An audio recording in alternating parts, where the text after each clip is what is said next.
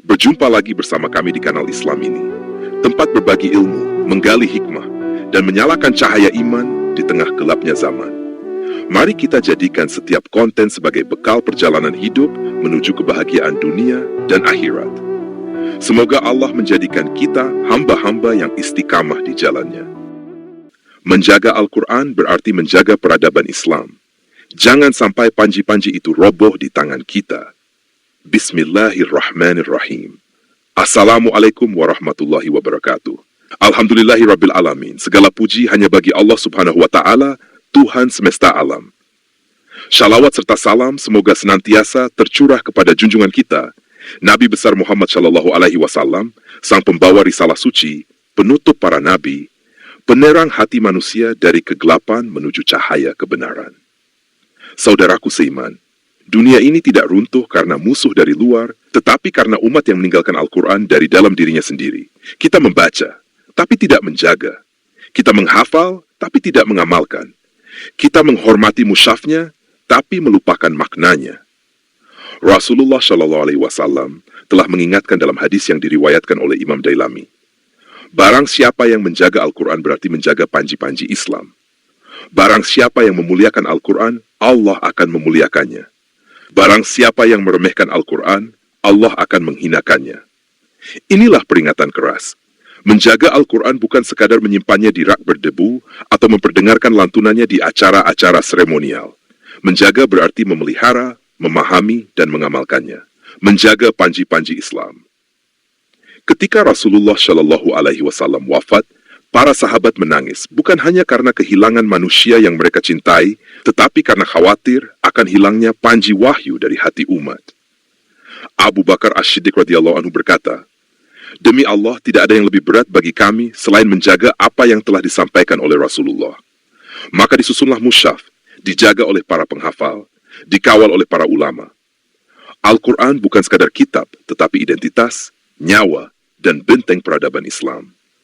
Memuliakan guru berarti memuliakan ilmu. Nabi Shallallahu Alaihi Wasallam bersabda, "Barang siapa yang tidak berterima kasih kepada manusia, maka ia tidak bersyukur kepada Allah." Ilmu tidak turun dari langit begitu saja. Ia datang melalui guru, kiai, dan para alim ulama. Maka memuliakan guru berarti memuliakan ilmu. Dan memuliakan ilmu berarti memuliakan Al-Quran, sebab seluruh ilmu bersumber darinya. Imam Ash-Shafii berkata, "Barang siapa belajar Al-Quran, maka nilainya tinggi. Barang siapa mempelajarinya dan mengajarkannya, maka ia adalah manusia terbaik." Belajar dengan tuntunan ilmu. Belajar agama tidak bisa dengan hawa nafsu. Diperlukan sarana, bahasa Arab, nahwu, balaghah, tajwid agar tidak salah paham terhadap kalam Allah. Allah Subhanahu wa taala berfirman dalam surah Ali Imran ayat 7, "Dialah yang menurunkan kitab kepadamu. Di dalamnya ada ayat-ayat yang jelas, muhkamat, itulah pokok isi kitab, dan yang lain mutasyabihat." Artinya, ada ayat yang maknanya kiasan, majazi, tidak bisa ditafsirkan seenaknya. Karena itu, barang siapa menafsirkan Al-Quran dengan hawa nafsunya, maka ia telah memesan tiket menuju neraka. Imam Malik rahimahullah pernah berkata, "Barang siapa berbicara tentang Al-Quran dengan akalnya tanpa ilmu, maka hendaklah ia menyiapkan tempatnya di neraka." Standar kebenaran, Al-Quran dan hadis. Kebenaran bukan diukur dari jumlah pengikut, popularitas, atau selera zaman, tetapi dari kesesuaian dengan Al-Quran dan hadis. Syekh Abdul Qadir Al-Jailani rahimahullah pernah bercerita, suatu malam ia mendengar suara dari langit berkata, "Wahai Abdul Qadir, mulai hari ini segala yang haram telah dihalalkan bagimu." Syekh Abdul Qadir menjawab tegas, "Pergilah engkau, wahai iblis. Hukum Allah tidak berubah hanya karena diriku. Inilah pelajaran agung.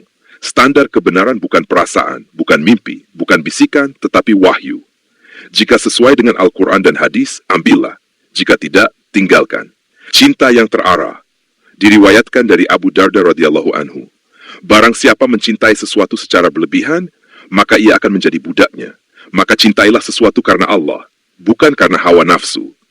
Cinta kepada Al-Quran bukan sekadar hobi membaca, tetapi ketaatan terhadap apa yang dibaca. Cinta kepada guru bukan fanatisme buta, tetapi penghormatan yang mengantar kepada kebenaran.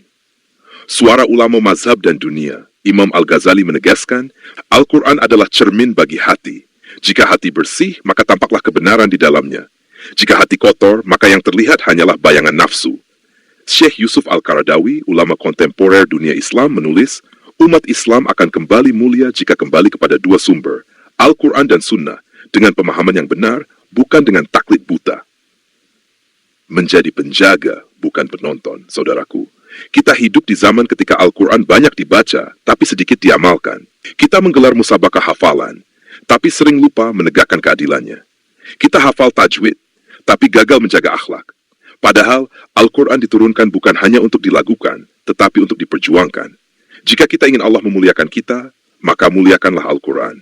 Jika kita ingin Allah menjaga kita, maka jagalah firman-Nya di hati, lisan, dan amal kita. Motivasi, harapan, dan doa. Marilah kita berdoa agar menjadi bagian dari orang-orang yang menjaga Al-Quran, memuliakan guru, dan istiqamah di jalan ilmu. Allahumma ij'alil Qur'ana rabbi'a qulubina, wa nura sudurina, wa jala'a ahzanina, wa dhahaba humumina wa humumina. Ya Allah, jadikanlah Al-Quran sebagai penyejuk hati kami, cahaya dada kami, penghapus kesedihan kami, dan penghilang kegelisahan serta kesusahan kami. Semoga kita termasuk golongan yang menjaga Al-Quran bukan dengan lisan saja, tetapi dengan amal dan akhlak. Semoga panji-panji Islam tetap tegak, dan nama Allah tetap berkibar di langit hati umat ini. Wassalamualaikum warahmatullahi wabarakatuh. Terima kasih sudah nonton sampai akhir. Kalau kamu suka dengan kontennya, yuk bantu support dengan klik subscribe, like, dan share juga kalau bermanfaat. Semoga kajian ini bermanfaat. Silakan disebarluaskan kepada saudara dan sahabat kita, agar cahaya nasihat tidak berhenti di satu tempat. Harapan kami, semoga hati kita senantiasa tergerak untuk memperbaiki diri, menebar manfaat, dan menyiapkan bekal terbaik untuk kehidupan abadi di akhirat.